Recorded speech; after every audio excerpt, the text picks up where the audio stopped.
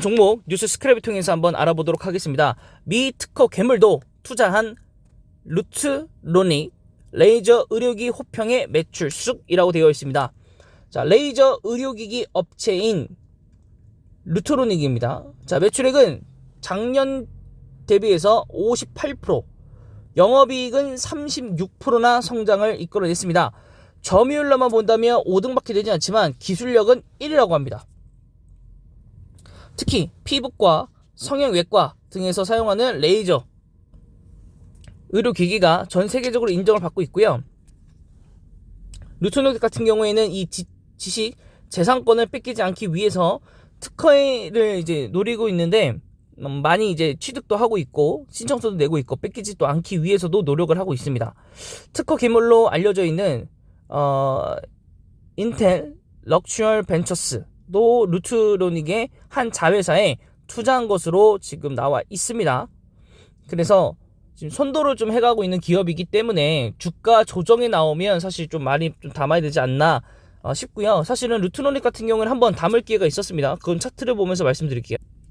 자, 루트로닉 일봉입니다. 자, 이렇게 일봉만 본다면 사실 뭐 가격대도 비싼 기업도 아니고 뭐 여기 하락해서 올라왔고 이런 식으로 가기 때문에 지금도 바닥 찍고 올라갈 수 있지 않을까, 혹은 여기까지 기다렸다가 사는 것도 좋은 방법이 아닐까라고 생각이 들지만은 주봉을 보시면은 상당 부분 많이 올라와 있다는 것을 좀 알 수가 있겠고, 그러니까 요때 사실 한번 기회이긴 했지만 우리가 팔로잉을 하는 종목은 아니었기 때문에 좀 기회는 놓친 감은 있고, 그래도 아직 고점 대비는 아직 뚫지 못했기 때문에 여기 고점을 맞고 이제 상황에 따라 또 수급 상황에 따라 폭락을 또 할 수도 있겠다 라는 부분들은 좀 어느 정도 있는 편인데, 월봉을 보시게 된다면 이 구간이 장난 아닌 거죠. 이렇게 해서 실적 부분에 대한 모멘텀으로 쭉쭉쭉쭉 올라갔습니다.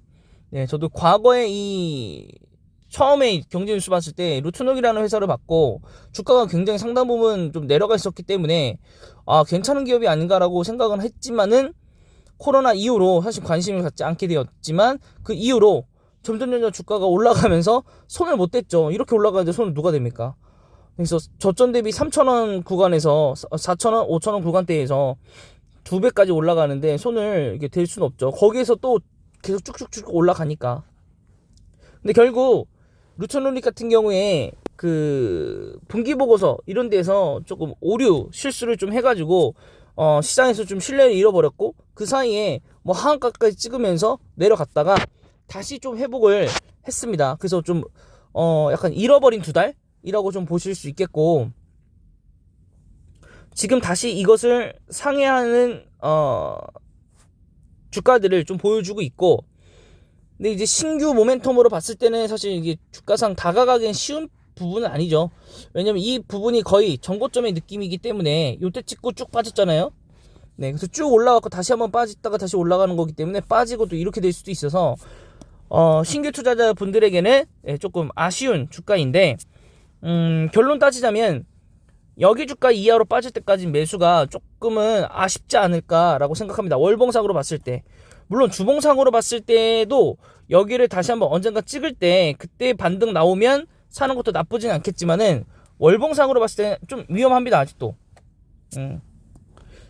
거의 5천억 원에 육박하는 회사이고 코스닥 시장에 상장되어 있지만은 기업 이 주가상 좀 너무 단기간 아니죠, 장기간에 오르긴 했는데 이 오른 폭이 뭐 그렇다고 다른 뭐 게임주나 이런 거에 비해서 폭은 크지 않지만, 이 소형주라는 이 특성상 이만큼 올라갔고 최근에 대폭 이 음목이 나왔기 때문에, 또 과거 전적들이 있기 때문에 쉽사리 매수는 하지 못하는 그런 구간대이지 않나 싶습니다.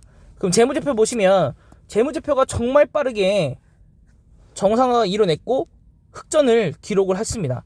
게다가 아직도 14배밖에 되지 않는 PR이 또 존재하기 때문에 이런 부분에서 더 각광받는 게 아닌가 싶고, 3분기도 성장을 했고 4분기도 컨센서스 상으로는 성장을 합니다. 그렇기 때문에 좀 괜찮은 기업인데 좀 주가가 너무 많이 올라왔다.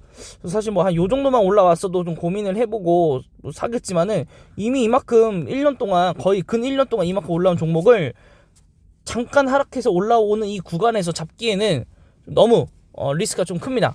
그래도 여러분들 좀 관심을 끄지 마시고, 또 결국에는 이 종목이 언젠가 한 번쯤은 또 이렇게 쏠 수도 있어요.